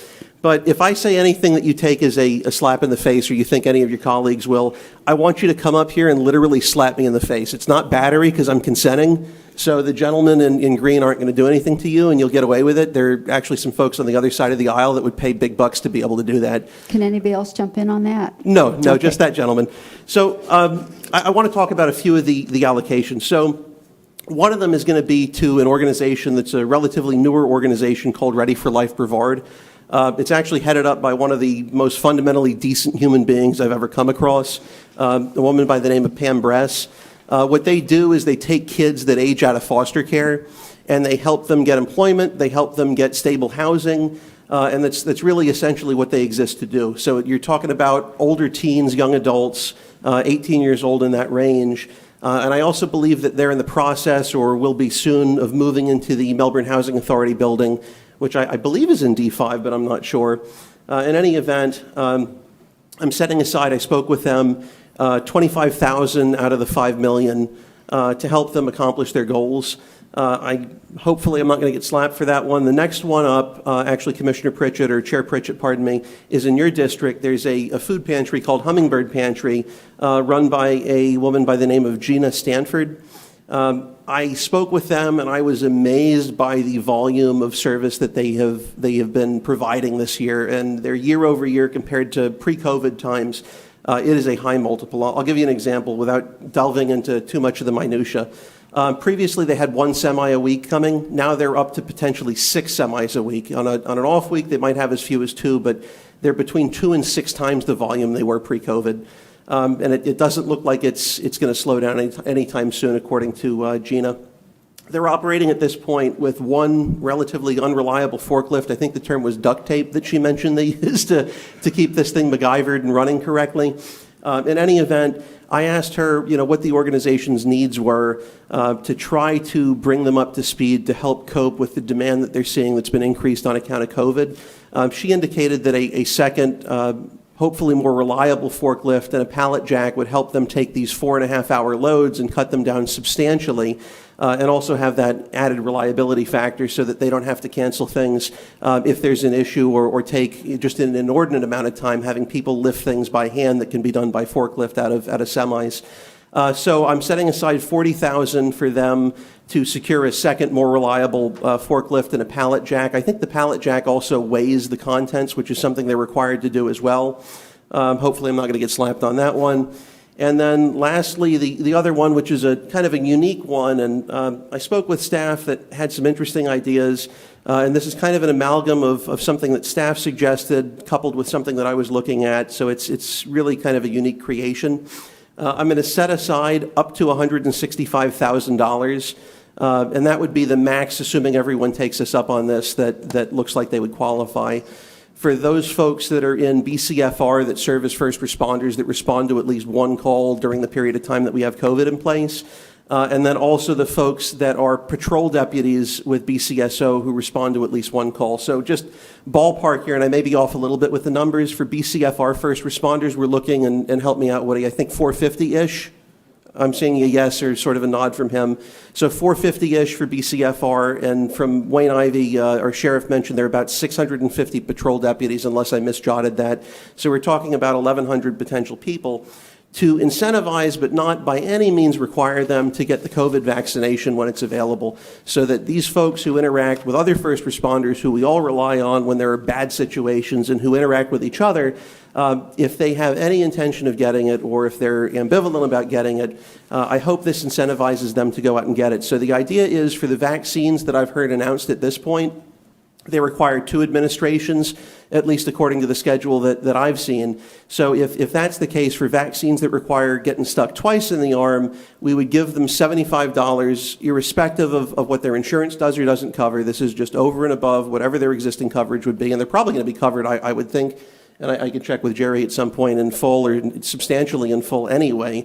But we would give them, for each of the 2 administrations, administrations, $75 a piece, so up to $150. Or if they come up in the future with a single dose vaccine, regardless of who releases it, we would just give them a flat $100 for that. So it's not going to enrich anyone. It's not going to make them, wealthy beyond anyone's wildest dreams. But it's something to encourage them to get vaccinated if they have any interest at all. And for those folks that don't want to do it, I'm not going to twist anyone's arm and say we're going to have to stick you with the needle for something that you may not want to get stuck with.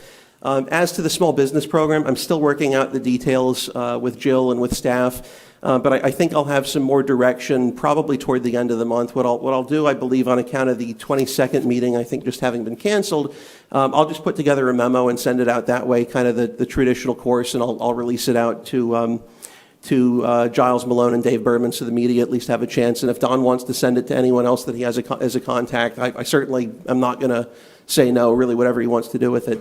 But that's essentially where we're at today, and it looks like I've gotten away without getting slapped, so I'm happy. Thank you, sir. Commissioner Tabaya?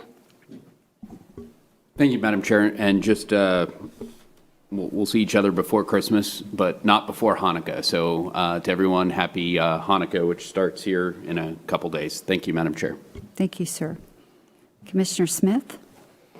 Thank you, Madam Chair. I would like to commend Commissioner Lober. That was definitely thinking out of the box. I love people that think out of the box. And again, I'm just happy to be up here, and I'm honored to work with each of you. And yes, happy Hanukkah. I'm glad you reminded me, Commissioner Tabaya. Thank you, sir. Vice Chair Zonka? Yeah, I'm not going to try to get us into a big, long arguing discussion over COVID dollars, but this is exactly what I didn't want to happen. I didn't want us piecemealing and handing it out like candy, because that's what it feels like. I don't know that I agree with incentivizing people to get a vaccination. I think our first responders are first on the list. I would rather, if there was an incentive program, it be for, COVID mandatory overtime, that sort of thing. So I'm not sure what the rules are. I'm going to get with county staff, but I may propose that we just stop the insanity and we come up with a plan to just use those funds for what they're designed for. Maybe put the unallocated funds into the public safety account. I don't know, but this is what I didn't want to happen. I didn't want to become a slush fund for us to hand it out. This charity's deserving, this one's not. And because I don't want to be judged by what we do and what we don't do. And I don't think this is what it was designed for. So Okay, I may bring Commissioner- something back next meeting. Okay, so I'll let you spend some time with that, and we'll just be ready for discussion if we need to. I don't have anything today, so I'm going to call this meeting right now, and I will see you guys in a few weeks. The opinions expressed by any member of the public during any period of public comment do not necessarily reflect the views or opinions of the Board of County Commissioners of Brevard County, Florida, Space Coast Government Television, or the program sponsor, and are solely those of the presenter. The Board of County Commissioners of Brevard County, Florida, Space Coast Government Television, and the program sponsor hereby expressly disclaim any and all responsibility or liability for any defamatory or slanderous statements expressed by any member of the public during any such period.